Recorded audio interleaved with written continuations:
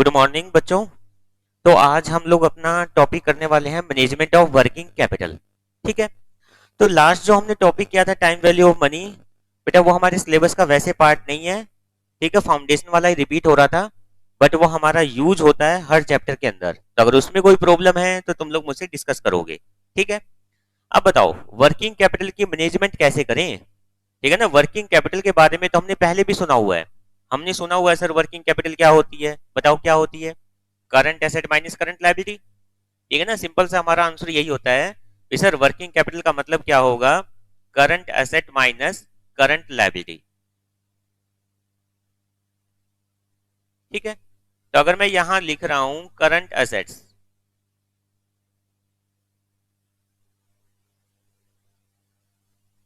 और इसमें से मैं यहां माइनस कर रहा हूं करंट लायबिलिटी,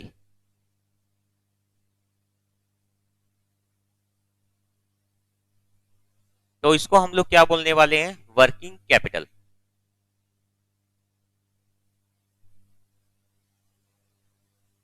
ठीक है। बट एक्चुअल में वर्किंग कैपिटल की मैनेजमेंट हमारे बिजनेस के अंदर एक मोस्ट इंपॉर्टेंट पार्ट है। क्यों? क्योंकि वर्किंग कैपिटल डेली रूटीन में होने वाले खर्चों को कैसे मैनेज किया जाए, डेली रूटीन के अंदर जितने हमारे खर्चे होते हैं उसको हम लोग कैसे मैनेज करें, ये चीज हम लोग सीखते हैं मैनेजमेंट ऑफ वर्किंग कैपिटल के अंदर। ठीक है। अब यहां देखो, अगर मैं current asset minus current liability कर देता हूं, तो current asset minus current liability का मतलब क्या होगा, सर वर्किंग कैपिटल। ठीक है। ये वर्किंग कैपिटल नहीं, इसको हम लोग वर्ड यूज करेंगे नेट वर्किंग कैपिटल। ठीक है। अगर मैं ओनली बोलता हूं करंट एसेट्स, मैं सिर्फ यहां बैलेंस बोलता हूं करंट एसेट्स, तो यहां करंट एसेट्स का मतलब भी क्या होगा, वर्किंग कैपिटल। बट उसको हम लोग नाम क्या देंगे, ग्रॉस वर्किंग कैपिटल। उसको हम लोग नाम क्या देने वाले हैं, gross working capital.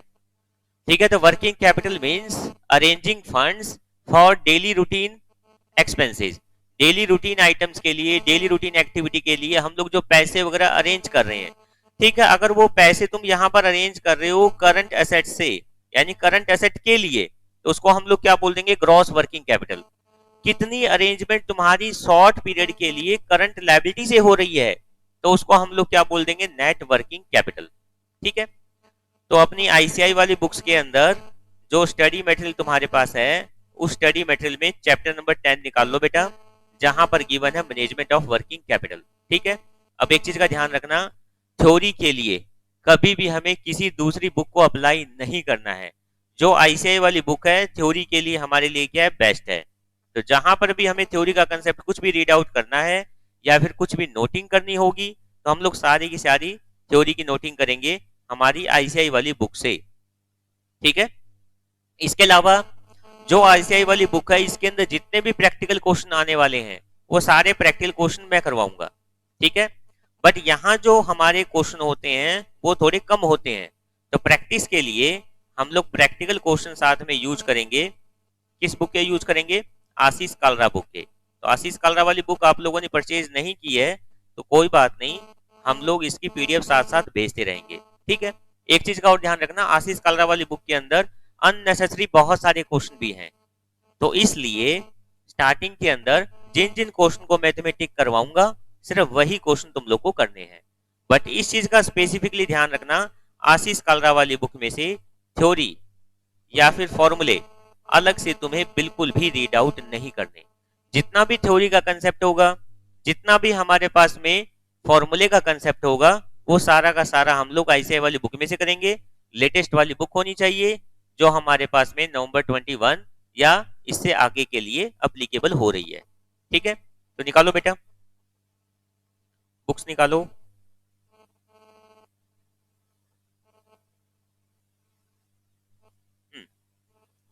Chapter number 10, और हमारे पास यहाँ टॉपिक क्या चल रहा है भाई, मैनेजमेंट ऑफ वर्किंग कैपिटल। ठीक है। यहाँ वर्किंग कैपिटल तो हमारे लिए एक इजी कंसेप्ट है, बट वर्किंग कैपिटल को मैनेज करना बहुत ही टफ टास्क है। और सिर्फ टफ टास्क ही नहीं है, ये हर फर्म के लिए, हर कंपनी के लिए एक इंपॉर्टेंट टास्क भी है। यानी कैसे हम लोग वर्किंग कैपिटल को मैनेज करें, वर्किंग कैपिटल को हम लोग मैनेज कैसे करें। ठीक है। अब मैनेजमेंट ऑफ वर्किंग कैपिटल की यहाँ पर हमारे पास में 6 यूनिट दी हुई मिलेंगी तुम्हें, यानी कि इस चैप्टर के 6 पार्ट बना रखे हैं और हर पार्ट की अपनी इंपॉर्टेंस है। ठीक है, तो एक चीज का ध्यान रखना, इसके 6 के 6 पार्ट हमारे लिए इंपॉर्टेंट है और एग्जाम पर्पज से ये चैप्टर स्कोरिंग है। ठीक है, और इजी है, सबसे इजी, इस चीज का भी ध्यान रखना, सबसे इजी चैप्टर है ये। इसके अंदर हमें कहीं पर भी थोड़ी सी भी प्रॉब्लम नहीं आती है। ठीक है बेटा, तो आओ मैनेजमेंट ऑफ वर्किंग कैपिटल। अच्छा, इसकी जितनी थ्योरी हमारे बेसिक कंसेप्ट के लिए यूज हो रही है वो मैं तुम लोग को अभी करवाने वाला हूं। देन उसके बाद में एग्जाम पर्पज से हम लोग क्या करेंगे, जैसे हमारा सिलेबस कंप्लीट होता है एक बार हम लोग सभी चैप्टर को दोबारा से लेके चलेंगे और रिवीजन के टाइम फिर हम ये लिखेंगे कौन कौन से क्वेश्चन हमें तैयार करने हैं। जैसे मान लो भी कोई क्वेश्चन हमारे पास में 4 नंबर का आता है एग्जाम में या 5 नंबर का आता है, तो उस 4 या 5 नंबर के क्वेश्चन में या 8 नंबर के क्वेश्चन में या 2 नंबर के क्वेश्चन में कितना पार्ट हमें लिख के आना है, कैसे हेडिंग बनानी है। ठीक है, अगर उस क्वेश्चन के अंदर थ्योरी का कंसेप्ट हमारा स्मॉल चल रहा है तो हम लोग कैसे उसको लेंथी बनाएं। ठीक है, तो वहां हमें कैसे एग्जाम्पल डालने, उन सब चीजों के लिए हम लोग बड़ी आराम से 5 या 6 क्लास लेंगे और 5 या 6 क्लास के अंदर जितने भी हमारी एफएम की थ्योरी है वो सारा कंसेप्ट कंप्लीट हो जाएगा। ओके, ये देखो इन लोगों ने लिखा है हमारे पास में इस चैप्टर को 6 पार्ट में डिवाइड किया गया है। फर्स्ट पार्ट जहां हम लोग इंट्रोडक्शन करने वाले हैं, वर्किंग कैपिटल मैनेजमेंट का इंट्रोडक्शन करेंगे। सेकंड पार्ट जहां लिखा हुआ है ट्रेजरी एंड कैश मैनेजमेंट, यहाँ मेनली बातें होती है हमारे पास में कैश बजट वगैरह बनाने की, यानी कि कैश को हम लोग कैसे मैनेज करें, हमें कितनी कितनी रिक्वायरमेंट होगी। ठीक है, तो उसके हिसाब से हम लोग कैश बजट बनाते हैं। ठीक है, थर्ड यूनिट में हमारे पास में मैनेजमेंट ऑफ इन्वेंट्री, ये बेटा हम लोग कोस्ट में कर चुके हैं। ठीक है, कोस्ट में हमारे पास टॉपिक आता था ईओक्यू, इकोनॉमिक ऑर्डर क्वांटिटी, या फिर एबीसी एनालिसिस। ठीक है ना, तो ये सारा टॉपिक वहां वाला सेम टू सेम यहाँ रिपीट हो रहा है, तो इसके अंदर हम लोग ज्यादा टाइम कंज्यूम नहीं करेंगे और ये जो हमारी थर्ड यूनिट है ये हम लोग स्पीडली करेंगे। मैनेजमेंट ऑफ रिसीवेबल्स, यानी कि डेटर से पैसा कैसे कलेक्ट करना है, डेटर को हमें कितना टाइम पीरियड देना है, यानी कि क्रेडिट पीरियड कितना होगा, ये सारी चीजें हम लोग चेक करेंगे यूनिट 4 के अंदर। ओके, उसके बाद फिर हमारे पास में टॉपिक आता है management of pebbles. Management of pebbles का मतलब ये होगा क्रेडिटर्स हमें कितना टाइम पीरियड दे रहे हैं पेमेंट करने के लिए, तो क्रेडिटर जितना हमें टाइम पीरियड देते हैं पेमेंट करने के लिए वो भी हमारी वर्किंग कैपिटल का ही एक पार्ट होता है। बिकॉज वर्किंग कैपिटल में हम लोग क्या यूज कर रहे हैं, current asset minus current liability. Supplier हमें जितना ज्यादा टाइम देंगे पेमेंट करने के लिए मुझे उतनी ही असेट्स, करंट एसेट्स की रिक्वायरमेंट कम होगी। सप्लायर मुझे, एक बार फिर से सुनो बेटा, ध्यान से सुनना, सप्लायर मुझे जितना ज्यादा टाइम देंगे पेमेंट करने के लिए मुझे उतनी ही कम इन्वेस्टमेंट करनी होगी करंट एसेट के अंदर। ठीक है, फाइनेंसिंग ऑफ वर्किंग कैपिटल, हम लोग पैसा वगैरह कहां से अरेंज करें, ये मुझे देखना होगा। वर्किंग कैपिटल हमारे पास में किस टाइप की है, परमानेंट वाली वर्किंग कैपिटल है तो वहां हमें पैसा ज्यादा चाहिए और उसके लिए हम लोग क्या चेक करते हैं, long term source. Long term source means वही हमारे पास में टॉपिक, या तो डिवेंचर से या शेयर कैपिटल से पैसा वगैरह अरेंज करो या मार्केट से या बैंक से लोन वगैरह लेकर अरेंज करो। बट जब मैं बात कर रहा हूं यहाँ पर टेम्परेरी की, तो उस केस में क्या हो जाता है बताओ, उस केस के अंदर शॉर्ट टर्म सोर्स हम लोग ढूंढते हैं। ठीक है, जस्ट लाइक क्रेडिटर्स को पेमेंट लेट कर देते हैं हम लोग, या फिर कोई और हमारे पास शॉर्ट टर्म के लिए लोन वगैरह मिल जाता है। ठीक है, तो मैनेजमेंट ऑफ वर्किंग कैपिटल की जो हमारा थ्योरी का पार्ट होगा वो जितना हम लोग अंडरलाइन कर रहे हैं सिर्फ वही वही रीड करना, that is more than enough.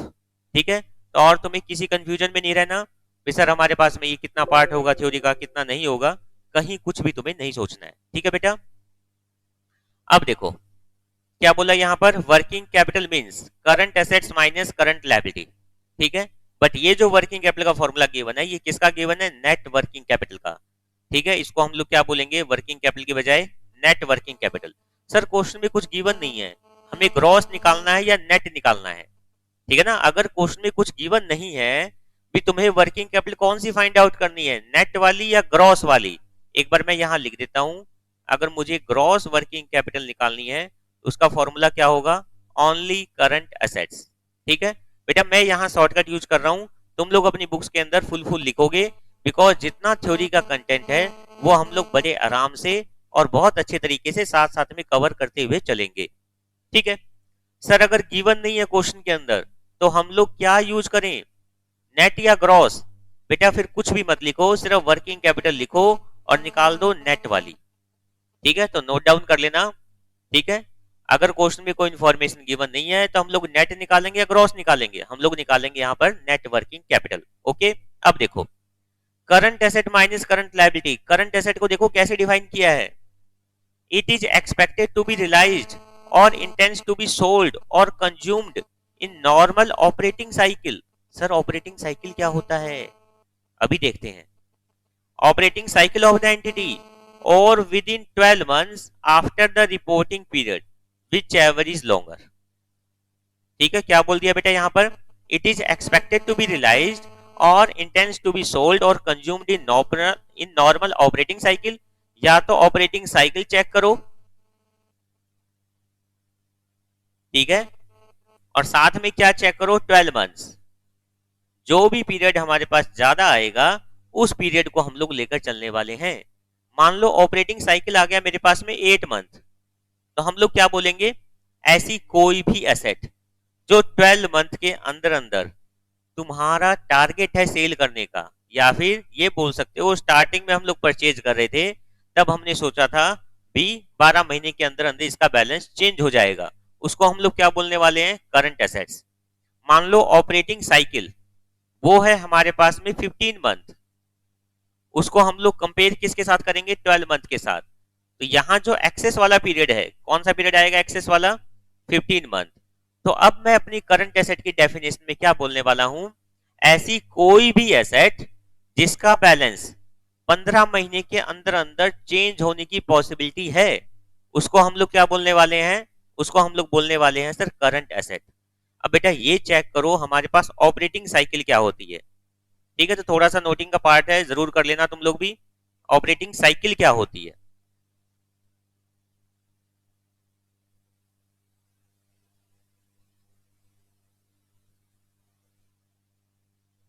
ठीक है, ऑपरेटिंग साइकिल का मतलब ये होता है बेटा कि जो हमारी करंट एसेट्स है वो कितने टाइम पीरियड के अंदर कन्वर्ट हो जाएगी पूरी की पूरी हमारे पास में वापिस कैश के अंदर।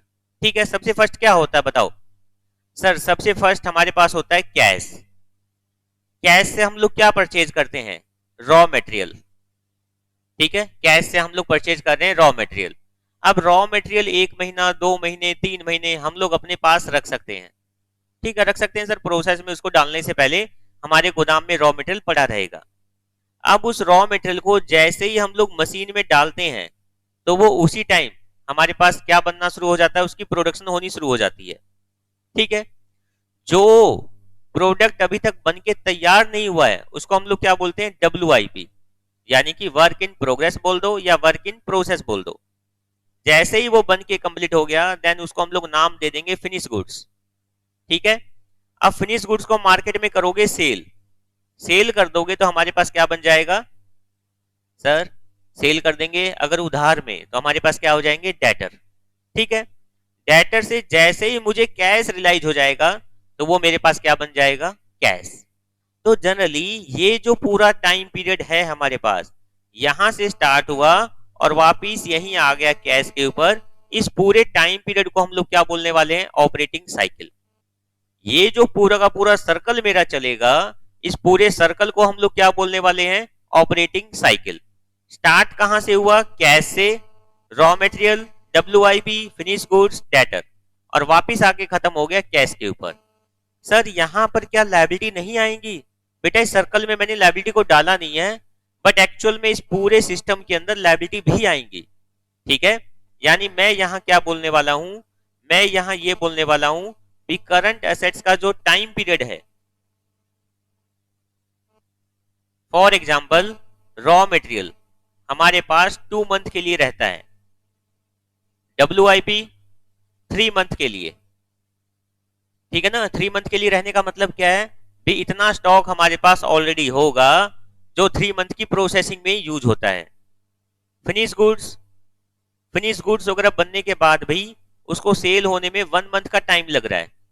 ठीक है, दोबारा से रिपीट करते हैं, रॉ मटेरियल जो 2 मंथ के लिए मेरे पास रह रहा है, उसके बाद उसकी प्रोसेसिंग शुरू हो रही है, 3 मंथ प्रोसेसिंग में लग रहे हैं, 1 मंथ बनने के बाद बेचने में लग रहे हैं, देन डेटर से पैसा रिसीव होने में 1 मंथ लग रहा है। डेटर से यानी कि जो हमारे कस्टमर हैं उनसे पैसा मिलने में 1 महीना लग रहा है। उसके बाद चेक कर रहे हैं बेटा, यहां पर क्रेडिटर्स यानी कि जो सप्लायर हैं वो हमें टाइम पीरियड दे रहे हैं 1.5 मंथ, यानी वो हमें कह रहे हैं 1.5 महीने के अंदर पेमेंट कर देना। ठीक है, तो उससे मैं क्या कर दूंगा, माइनस। ऑपरेटिंग साइकिल हमारा उससे क्या हो जाएगा, माइनस हो जाएगा। फिर मान लो इसी टाइप से कोई लेबर है और उस लेबर को भी हम लोग क्या कर रहे हैं, कुछ टाइम पीरियड बाद पेमेंट कर रहे हैं, मान लो 15 दिन बाद पेमेंट कर रहे हैं। ठीक है, तो यहां मैं क्या बोल देता हूं, हाफ मंथ, उसका माइनस कर दो। ठीक है, अब टोटल चेक कर लो टाइम पीरियड कितना हुआ है, 2 + 3 5 + 1 6 6 + 1 7 7 - 2 कर दो 5 मंथ। तो मेरा जो ये पूरा ऑपरेटिंग साइकिल था ये क्या माना जाएगा, 5 मंथ का माना जाएगा। ठीक है, क्या सर ये ऑपरेटिंग साइकिल ओनली मंथ में हो सकता है? नहीं बेटा, कोई जरूरी नहीं है ये मंथ में हो, ये ऑपरेटिंग साइकिल हमारे पास डेज में भी हो सकता है, उसमें कोई इश्यू नहीं है। ये ऑपरेटिंग साइकिल हम लोग वीक में भी निकाल सकते हैं, उसमें भी हमें कोई इश्यू नहीं है। ठीक है, अब मैं तुम्हें एक चीज और पूछूं भी, ये जो 5 मंथ है ये फुल ईयर के अंदर, यानी ये जो एक पूरा ऑपरेटिंग साइकिल है ये फुल ईयर के अंदर कितनी बार रिपीट होगा? ये जो मेरा पूरा का पूरा ऑपरेटिंग साइकिल है ये फुल ईयर के अंदर कितनी बार रिपीट होने वाला है? कितनी बार रिपीट होने का मतलब कितने ऐसे ऐसे साइकिल बन जाएंगे? सर अगर हमें मंथ में निकालना है तो आप यहां निकाल सकते हो 12 मंथ डिवाइड में 5 मंथ, यानी ऐसे ऐसे ऑपरेटिंग साइकिल 2.4 टाइम्स आएंगे। ठीक है, तो वो सारी चीजें हम लोग जैसे जैसे करते जाएंगे, नोटिंग करते जाएंगे। बस अपने माइंड में एक चीज ध्यान रखना, जितनी भी चीजें हम लोग यहाँ पर डिस्कस कर रहे हैं, चाहे तुम पॉज करके या रिवाइंड करके दोबारा से देखोगे, बट कहीं पर भी एक भी लाइन को हमें मिस नहीं करना है। और बेटा देखो, रिकॉर्डिंग के सिस्टम में थोड़ी सी तुम लोग को प्रॉब्लम आती होगी, क्योंकि फेस टू फेस तुम लोग इमीडिएटली क्वेश्चन पूछ लेते थे। तो तुम लोग को बेस्ट वे क्या होना चाहिए पढ़ने का, एक तो सेम डे ही हमें क्लास देखनी है, कभी भी क्लास को हमें इकट्ठा करके नहीं रखना है कि सर हम 3-4 क्लास एक साथ देख लेंगे, वो बहुत ही बड़ी बैड हैबिट है। दूसरा, जैसे ही जिस भी टॉपिक में तुम्हें प्रॉब्लम आ रही है अपनी नोट डाउन करो, उसको साइड में रखो। ठीक है, उसके बाद आगे वाली पूरी वीडियो देख लो, फिर वो जो तुम्हारे नोटिंग वाले पॉइंट्स हैं वो मुझे व्हाट्सएप करो या फिर कॉल करो। ठीक है, अगर छोटी मोटी प्रॉब्लम आ रही है व्हाट्सएप कर सकते हो, बट अगर पूरा कंसेप्ट ही तुम्हें क्लियर नहीं है या कोई प्रॉब्लम है तो तुम मुझे कॉल करके पूछो। ठीक है, तो बताओ भी, ऑपरेटिंग साइकिल का जो ये हमारा टाइम पीरियड चल रहा है, ये टाइम पीरियड कितने मंथ में कवर होगा, 5 मंथ के अंदर। ठीक है, और ये number of times in year कितनी बार आ जाएगा, 2.4 टाइम्स। अब आ जाओ बेटा दोबारा से, अब हम लोग दोबारा से आ जाते हैं हमारे उसी टॉपिक में, आ जाओ। करंट एसेट की डेफिनेशन दोबारा से पढ़ो। It is expected to be realised और इंटेंस टू बी सोल्ड और consumed in normal operating cycle of the entity. Normal operating cycle हम लोग को पता चल गया, या तो नॉर्मल ऑपरेटिंग साइकिल या फिर 12 मंथ, इन दोनों के साथ करो कंपेयर। ठीक है ना, नॉर्मल ऑपरेटिंग साइकिल या 12 month, which ever is longer, जो भी बड़ा पीरियड होगा उसके लिए हम लोग चेक करेंगे एसेट हमारी सेल हो रही है या नहीं हो रही है। ठीक है, second point, the asset is held primarily for the purpose of trading in the ordinary course of business. Asset का मेन टारगेट हमारा क्या है, ट्रेडिंग का पर्पज है। एसेट का हमारा मेन टारगेट क्या है, ट्रेडिंग का पर्पज है। ठीक है, ऐसा नहीं है भी एसेट हम लोग लेके आए थे, किसी मशीन को लेके आए थे, सर मशीन को लेके आए थे यूज करने के पर्पज से, ठीक है, बट हमारा मन बन गया भी, हमारा कोई फ्रेंड मांगने लग गया और हमने लग रहा है भी हम उसमें प्रॉफिट कमा सकते हैं, तो हमने मशीन को 1 लाख 2 लाख रुपए के प्रॉफिट के ऊपर सेल कर दिया। ठीक है ना, हमारा मेन टारगेट यहाँ पर सेल करना था, उन्हीं चीजों को हम लोग करंट एसेट में लेके आएंगे। ठीक है, अब देखो करंट एसेट के कुछ यहाँ पर एग्जांपल दिए हुए हैं जिनको हम लोग जल्दी जल्दी स्किप करेंगे, जहां पर भी मुझे पॉज देना होगा, जहां पर डिटेल की रिक्वायरमेंट है एग्जामिनेशन पर्पज से, उसके ऊपर पूरी थ्योरी करके चलेंगे साथ में। ठीक है, इन्वेंट्री, इन्वेंट्री के अंदर रॉ मटेरियल भी इंक्लूड है, वर्क इन प्रोसेस भी इंक्लूड है, फिनिश गुड्स भी इंक्लूड है। ठीक है, तो हम लोग को बताइए रॉ मटेरियल क्या होता है, वर्क इन प्रोसेस क्या होता है, फिनिश गुड्स क्या होती है। रिसीवेबल्स, ठीक है, रिसीवेबल्स का मतलब जो पैसा मुझे डेटर से मिलने वाला है, जिसको हम लोग क्या बोलते हैं, ट्रेड रिसीवेबल। बट अगर उसी डेटर ने हमें बिल दे दिया है तो उसको हम लोग क्या बोल देते हैं, बिल रिसीवेबल। ठीक है, कैश या कैश जैसी कोई आइटम है just like short term investment, तो उसको हम लोग यहाँ पर क्या बोलने वाले हैं, सर ये भी हमारा करंट एसेट का पार्ट है। प्रीपेड एक्सपेंसेस, ऐसे कोई भी एक्सपेंसेस जो हमने एडवांस में कर दिए जिसका benefit with in operating cycle या 12 month which ever is more के अंदर मिलेगा। दोबारा से रिपीट करो, कोई भी ऐसे एक्सपेंसेस जिसका बेनिफिट ऑपरेटिंग साइकिल के टाइम पीरियड में या फिर 12 महीने के टाइम पीरियड, जो भी इन दोनों में से बड़ा टाइम पीरियड है उसके अंदर मिलेगा। तो यहां वर्किंग कैपिटल की डेफिनेशन में तुम लोग करंट एसेट की डेफिनेशन को वाइडली पढ़ते हो, ठीक है ना, तो यही चीज मुझे यहां चेक करनी है। अदर करंट एसेट में also include short term loan advances, read out कर लेना, कोई चक्कर नहीं है। आ जाओ भाई, current liability, it is expected to be settled in normal operating cycle, वही टॉपिक, नॉर्मल ऑपरेटिंग साइकिल के अंदर तुम्हें उसको पेमेंट करनी है, और within 12 month after the reporting period whichever is longer. ठीक है, रिपोर्टिंग पीरियड का मतलब जब तुम बैलेंस शीट बना रहे हो उसके आगे आने वाले टाइम पीरियड की बात कर रहे हैं यहाँ पर। ठीक है, बैलेंस शीट बन गई 31 मार्च 2020 को, तो आगे आने वाला 12 महीने या आगे आने वाला जो ऑपरेटिंग साइकिल है, जो भी दोनों में से हायर पीरियड है। ठीक है, it is settled either by the use of current asset और by creation of new current liability, या तो इसकी पेमेंट तुम कर रहे हो करंट एसेट को यूज करते हुए। सर करंट एसेट को यूज करते हुए पेमेंट कैसे कर रहे हैं? बेटा करंट एसेट को यूज करने का मतलब कैश में पेमेंट कर रहे हो, ठीक है ना, बैंक के थ्रू पेमेंट कर रहे हो या किसी शॉर्ट टर्म वाली इन्वेस्टमेंट वगैरह के थ्रू पेमेंट कर रहे हो। ठीक है,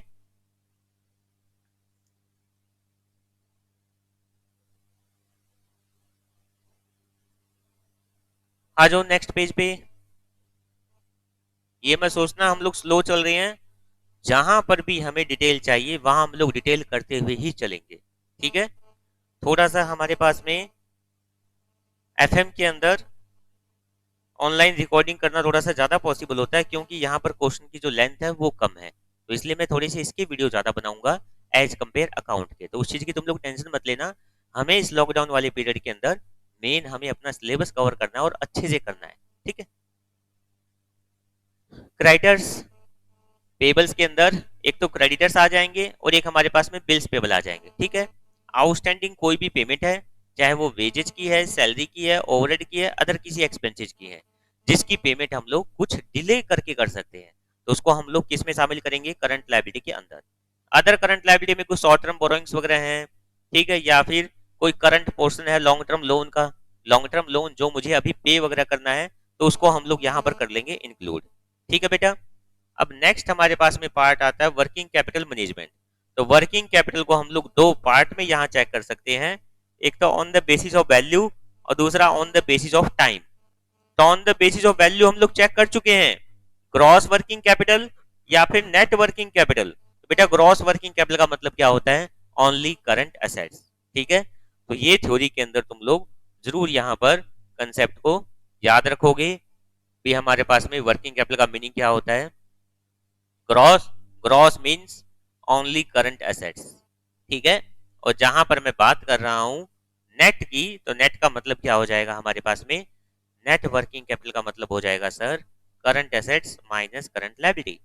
ठीक है, अब मुझे एक चीज बताओ, अगर कोई वर्किंग कैपिटल हमारे पास में पॉजिटिव है, सर वर्किंग कैपिटल पॉजिटिव ही होती है? नहीं, कोई जरूरी नहीं है, ऐसा भी हो सकता है हमारी लायबिलिटी ज्यादा हो as compare current assets. Sir ऐसा कैसे? ये लो बेटा, करंट एसेट्स है 10 लाख रुपए की, करंट लायबिलिटी है 12 लाख रुपए की।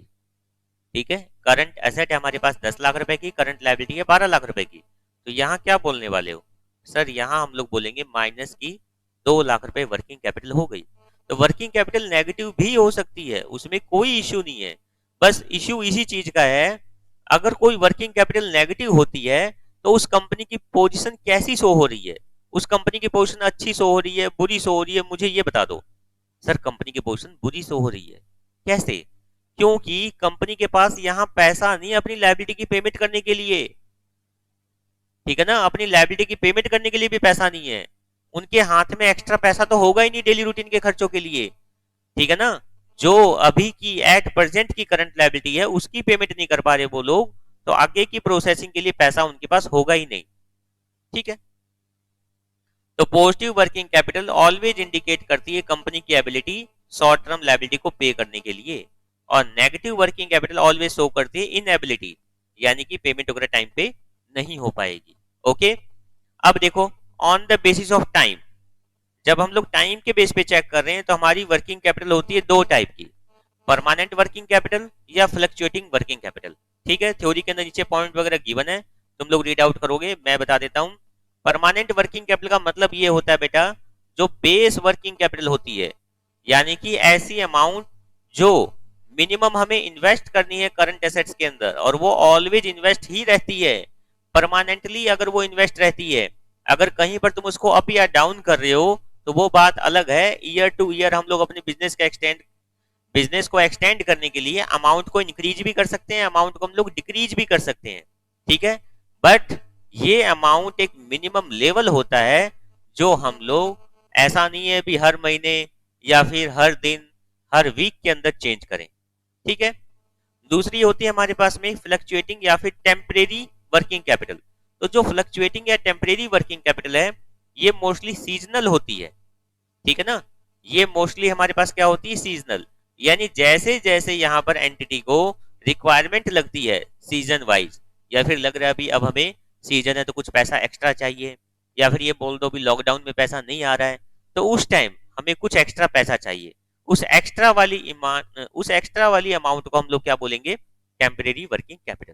ठीक है, दोनों का डायग्राम वगैरह बना रखा, हमें कोई मतलब नहीं है डायग्राम से, बस हम लोग समझ जरूर लेंगे, बट एग्जाम के अंदर कहीं पर भी तुम्हें डायग्राम वगैरह देने की मेंशन करने की रिक्वायरमेंट नहीं है। एग्जाम में अगर हम लोग थ्योरी के साथ कहीं कंसेप्ट यूज करते हैं अपने क्वेश्चन को इफेक्टिव बनाने के लिए, तो पहली बात तो वो डिपेंड करेगा कितने नंबर का क्वेश्चन है। 2 नंबर के क्वेश्चन में, 1 नंबर के क्वेश्चन में कोई जरूरत नहीं है एग्जाम्पल देने की, पर जहां क्वेश्चन 4 नंबर या इससे ऊपर का है, तुम्हारे पास कंटेंट कम है, तो तुम एग्जाम्पल डालोगे, बट वो न्यूमेरिकल एग्जाम्पल डालोगे, ना कि कोई डायग्राम। ठीक है, परमानेंटली हमें कितना पैसा चाहिए, परमानेंटली वाला पैसा इंक्रीमेंट भी कर सकते हैं हम लोग। ठीक है, टेम्परेरी कभी अमाउंट चाहिए कभी नहीं चाहिए, तो वापस हम लोग उसको निकाल लेंगे। ठीक है, तो ये चीज हमारे पास में टेम्परेरी के अंदर आने वाली है। देखो बेटा, उसके बाद में नेक्स्ट टॉपिक आता है हमारे पास में importance of adequate working capital. ठीक है, वर्किंग कैपिटल हमारे पास में कितनी होनी चाहिए। ठीक है, एक ऐसी अमाउंट जरूर होनी चाहिए वर्किंग कैपिटल के तौर पर हमारे पास, जिसके अंदर हमारे बिजनेस के अंदर कभी भी बीच में हमारा काम ना रुके। ठीक है ना, हमारा बिजनेस कंटिन्यू चलता रहे। ठीक है, तो सर हमारा मेन टारगेट क्या होना चाहिए, वर्किंग कैपिटल इंक्रीज करो इंक्रीज करो इंक्रीज करो? नहीं, अगर तुम वर्किंग कैपिटल को इंक्रीज करते रहोगे तो साथ में तुम्हें वर्किंग कैपिटल को अरेंज करने के लिए जिस भी सोर्स से पैसा तुम अरेंज कर रहे हो, उस सोर्स की कॉस्ट भी देनी होगी। तो इस चीज को अपने माइंड में ऑलवेज रखो, जब भी तुम्हें वर्किंग कैपिटल को इंक्रीज करना है तो हमेशा उसके कॉस्ट फैक्टर को ध्यान में लेकर चलोगे। ठीक है, कॉस्ट ऑफ कैपिटल वाला चैप्टर जहां हम लोग रीड कर रहे थे भी, हर टाइप से पैसा अरेंज करने का खर्चा लगता है। जैसे मान लो इक्विटी शेयर से अगर मैं पैसा अरेंज करता हूं तो मुझे वहां पर डिविडेंड देना पड़ता है इक्विटी वालों को। प्रेफरेंस शेयर की तरफ से अगर मैं पैसा अरेंज करता हूं तो मुझे डिविडेंड देना पड़ेगा। अगर मैं डिबेंचर या बैंक से लोन वगैरह लेता हूं तो मुझे इंटरेस्ट देना होगा। तो हर चीज की कहीं ना कहीं कॉस्ट लगती है। तो एक्सेस में वर्किंग कैपिटल भी हमारे फंड को आइडल कर देगी, हमारे फंड को वेस्टेज कर देगी। ठीक है, सपोज करो बेटा, मुझे किसी बिजनेस को करने के लिए 10 लाख रुपए वर्किंग कैपिटल के तौर पर चाहिए थे। ठीक है, मैंने यहां पर सेफ साइड होकर 15 लाख रुपए वर्किंग कैपिटल के लगा दिए।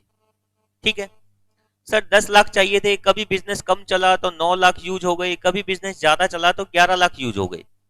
ठीक है, यानी हर बार मैं ये देख रहा हूं या तो 1 लाख कम यूज हो रहे हैं या 1 लाख ज्यादा यूज हो रहे हैं। तो मुझे ये बता दो, मेरी पॉकेट के अंदर ऑलवेज 4 लाख रुपए आइडल पड़े हैं, यानी कि 4 लाख जो हमारे पास में फंड है वो क्या हो रहा है, वेस्ट हो रहा है। अगर इसी 4 लाख रुपए की अरेंजमेंट मैं कम करता तो मेरी 4 लाख के ऊपर कॉस्ट कम लगती। सर हमें अरेंज नहीं करना है, हमारे पास ऑलरेडी पैसा है। बेटा तुम्हारे पास पैसा है तो तुम उसको ब्याज पे दे सकते हो, तुम उसको किसी अदर प्रोजेक्ट में लगा सकते हो, अपॉर्चुनिटी कॉस्ट ऑलवेज रहेगी, ठीक है ना। एफएम के अंदर अपने माइंड में एक टॉपिक हमेशा डाल लो, अगर तुम्हारे जेब में 1 रुपया भी है तो उस 1 रुपए की भी अपॉर्चुनिटी कॉस्ट है, ठीक है।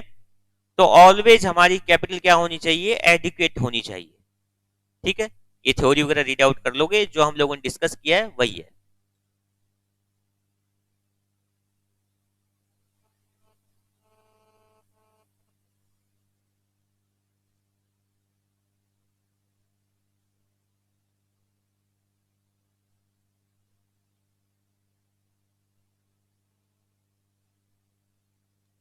देखो बेटा, हम लोग फर्स्ट लाइन को रीड कर रहे हैं।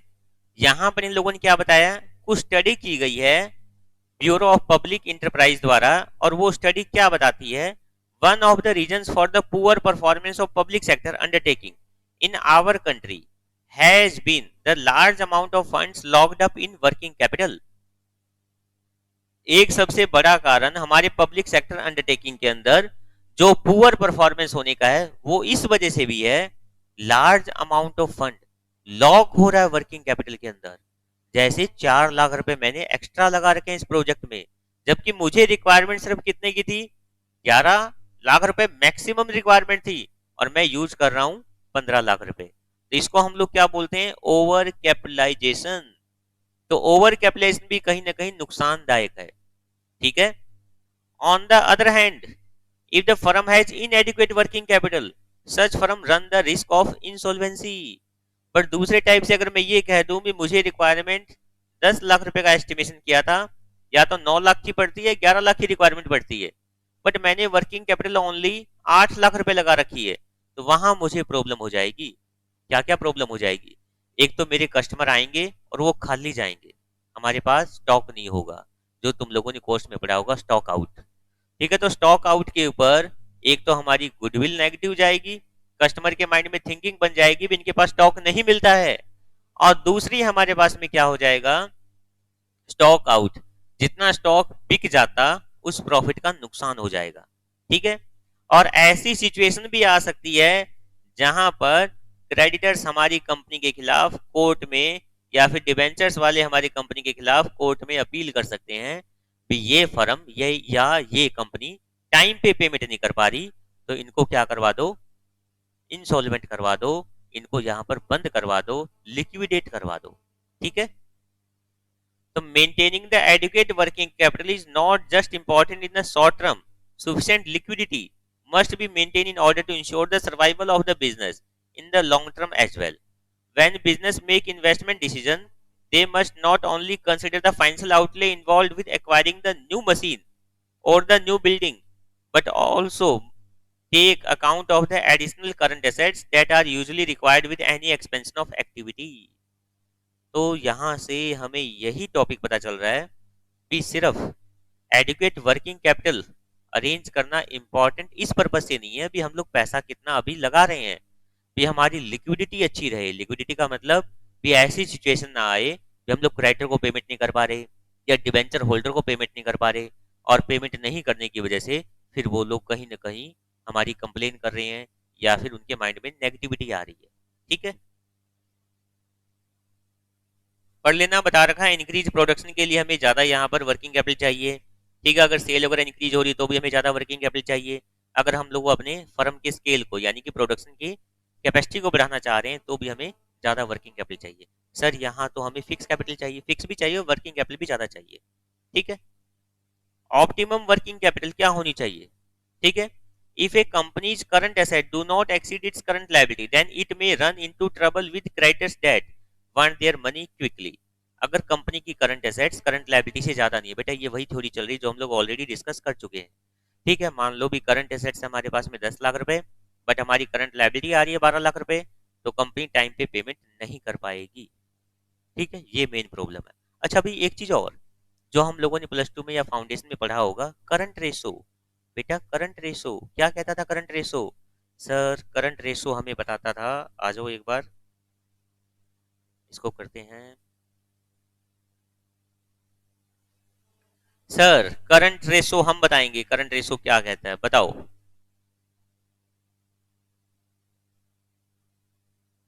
सर करंट रेशो ये कहता है करंट एसेट डिवाइड में करंट लायबिलिटी, यानी कि करंट लायबिलिटी की पेमेंट करने के लिए हमारे पास में करंट एसेट कितनी अवेलेबल है, उसको हम लोग क्या बोलेंगे, करंट रेशो। मान लो 2 लाख रुपीज करंट एसेट है as compare current liability 1 lakh rupees, तो हम लोग क्या बोलते हैं 2:1, यानी ये अच्छी पोजीशन है, ठीक है ना। हम लोगों ने इतना ही पढ़ा है, आइडियल रेशो हमारे पास क्या है 2:1 है, दैट इज ओके।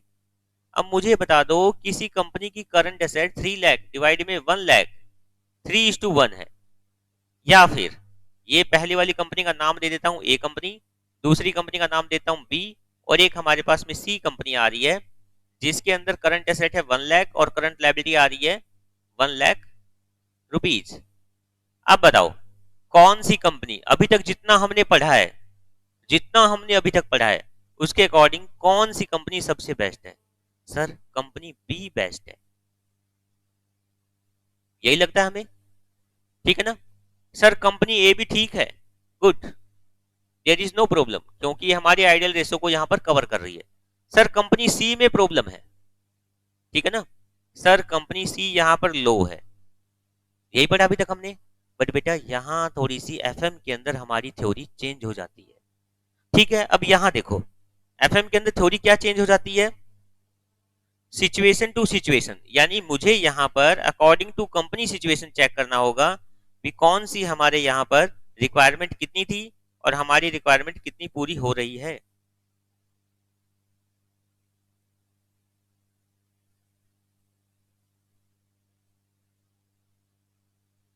हम्म तो मैनेजमेंट में हम लोग क्या चेक कर रहे हैं, 2:1, बढ़िया पोजीशन हमारे पास, ठीक है। जितनी हमें लायबिलिटी की पेमेंट करनी है उससे डबल की हमारे पास एसेट्स है।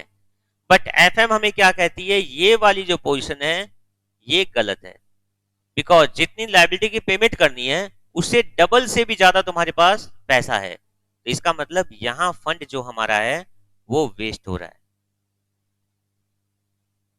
Wastage of fund. एक चीज का ध्यान रखना बेटा, मैं थ्योरी के ऊपर वहीं ज्यादा फोकस करता हूं जहां थ्योरी कंसेप्चुअल हो, जहां थ्योरी का हमारे एग्जाम पर्पज में यूज हो, या फिर जहां थ्योरी हमारे फर्दर चैप्टर में यूज होने वाली हो।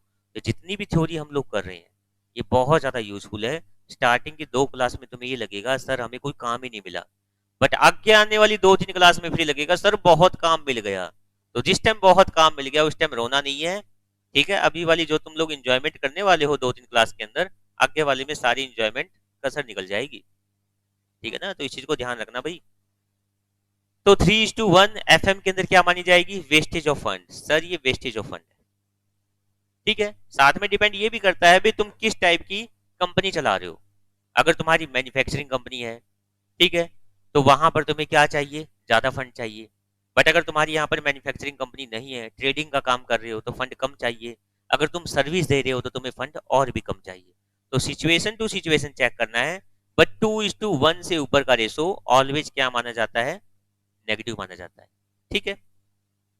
सी कंपनी, सी कंपनी को भी एफएम के अंदर हम लोग ठीक मानेंगे, नो प्रॉब्लम। अगर ये लोग मैनेज कर पा रहे हैं सब चीजें अच्छे से तो हम लोग बोलेंगे सी कंपनी भी ठीक है, ठीक है। इसी के अलावा एक हमारे पास में क्विक रेशो होता था, क्विक रेशो। क्विक रेशो में हम लोग क्या चेक करते थे, क्विक असेट्स डिवाइड में हमारे पास क्या होता है, करंट लायबिलिटी, ये होता है 1:1, ठीक है बेटा। ये हमारे पास क्या होता है 1:1। तो यहाँ एफएम के अंदर इसकी इंपॉर्टेंस ज्यादा आ जाती है, एफएम के अंदर इसकी इंपॉर्टेंस ज्यादा आ जाती है, यानी हम लोग क्विक रेशो को ज्यादा चेक करते हैं। अगर हमारा करंट रेशो 2:1 से लो भी हो जाए there is no problem, but quick ratio 1:1 है तो इसका मतलब कंपनी को कहीं प्रॉब्लम नहीं आने वाली और कहीं पर वो लिक्विडेशन में नहीं जाने वाली, ठीक है। तो यहां बस यही गिवन है, ये जो पूरा एग्जाम्पल है ये यही बताएगा जो हम लोगों ने अभी अभी रीड आउट किया है।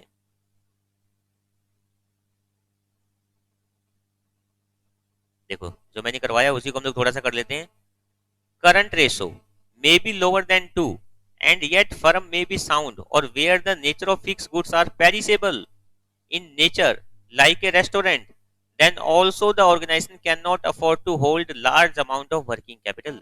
करंट रेशो 2 से कम है तब भी हम लोग उसको अच्छा मान सकते हैं, 2 से कम का मतलब 2:1 की बातें चल रही हैं। ठीक है, कोई पेरिसेबल गुड्स हैं, यानी कि जैसे मान लो फ्रूट्स हैं, वेजिटेबल्स हैं, अगर उनके लिए कोई कंपनी ज्यादा पैसा लगाने की सोचे, that is not possible. On the other hand, an organization dealing in products which takes a longer production time may need a higher amount of working capital. उनको higher amount चाहिए ही चाहिएगी. ठीक है. In short, a firm should have adequate working capital to run its business operation, both excessive as well as inadequate. Excessive जिसको हम लोग बोलेंगे over capitalization, over, या फिर हमारे पास में inadequate जिसको हम लोग बोल देंगे under capitalization. ठीक है. अंडर वर्किंग कैपिटल पोजीशन बहुत आर डेंजरस, तो दोनों ही हमारे लिए क्या खतरनाक है. तो हमें पैसा यहीं तक लगाना है जहां तक हमारी रिक्वायरमेंट है. ठीक है.